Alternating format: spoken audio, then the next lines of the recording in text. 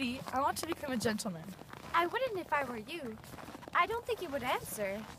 Biddy, I have particular reasons for wanting to become a gentleman. You know best, Pip. But don't you think you're better as you are? Biddy, I am not at all happy as I am. I am disgusted with my calling and with my life. Don't be absurd. Was I absurd? I'm sorry, I didn't mean to do so. I only want you to be happy and to do well. Well then, understand once and for all that I shall never or can be comfortable, or anything but miserable. There, Biddy. I wish to lead a better life than I lead right now. That's a pity. You are right. If I could have settled down and been half as fond of the forge as I was when I was little, I would have been better. And I would have been better for you, shouldn't I, Biddy? Yes, I'm not over particular.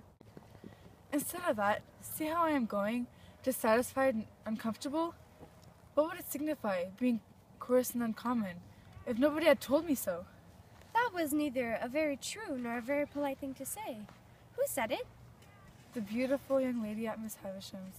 She is more beautiful than anybody ever was, and I admire her dreadfully. And I wish to be a gentleman on her account. Now, do you want to become a gentleman to spite her or to gain her over? I don't know.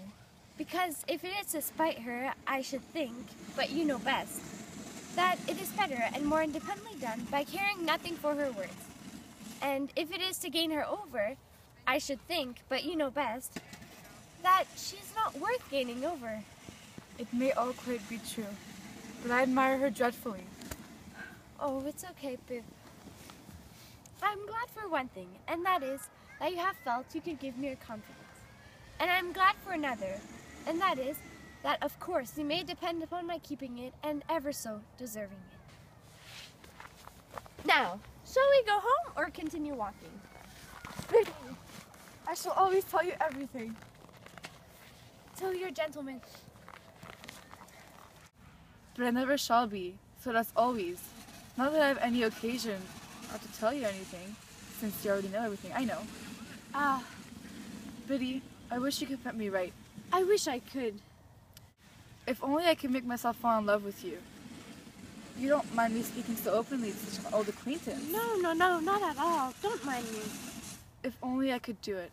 That would be the thing for me. But you never will, you see.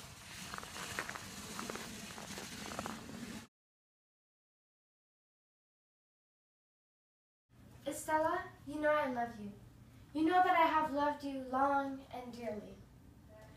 I know I should have told you sooner, but for my long mistake. It induced me into hoping that Miss Havisham had meant us one for another. While I thought you couldn't help yourself, as it were, I refrained myself from saying it. But I must say it now.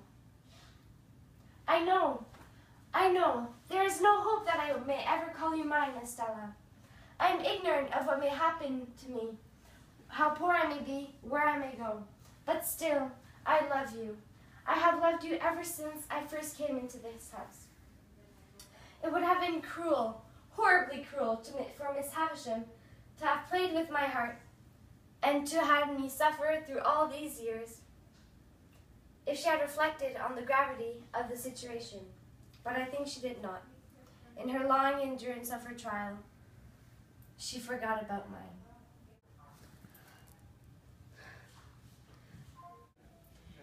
It seems that there are sentiments, fancies, I don't know what to call them, that I do not quite comprehend. When you say that you love me, I know what you mean as a form of words, but nothing more. You address nothing to my breast. You touch nothing there. I don't care for what you have to say at all. Did I not warn you about this? Yes. Yes, but you would not be warned, for you thought I did not mean it. I thought and I hope that you could not mean it. You, so young, untried, and beautiful, Estella. Surely it is not in nature. It is in my nature. It is in the nature formed within me. I have made a great difference between you and all other people, from what I say. Is it not true that Bentley Drummle is in town, and that he is pursuing you? It is quite true. That you encourage him and ride out with him, and that he dines with you this very day? Quite true. You cannot love him, Estella. Why do you think that? Do you still think, in spite of that I do not mean what I say? You could not marry him. Why not tell you the truth? I am going to be married to him.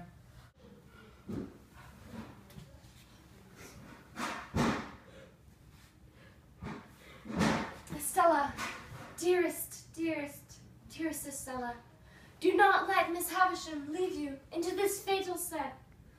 Put myself away forever, but bestow yourself on someone worthier than Drummle.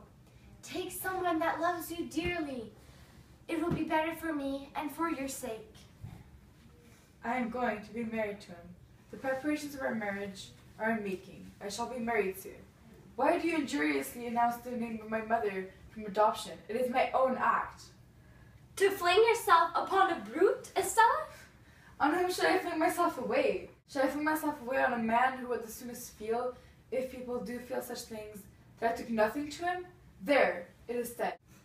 I am tired of the life that I have led. It has very few charms to me, and I am willing to change it. Such a mean brute. Such a stupid brute. Don't be afraid of my being a blessing to him, for I shall not be. Come, here, take my hand. Do we part on this, you visionary boy or man? Oh, Estella, even if I remained in England and I kept my head high with the others, how could I see you, Drummle's wife? Nonsense, nonsense. This will pass in no time. Never. You will get me out of your thoughts in a week. Out of my thoughts? Estella, you're a part of myself. You have been in every line I have read since I first met you. You have been in everything I have seen. In the park, in the trees, in the river, on the sails, in the woods, in the dark, in the marshes, in the light. No matter how long, till the last hour of my life, you will be part of me, part of the little good, part of the evil. But as we part, you will remain associated with the good in me, because you have done more good to me than harm.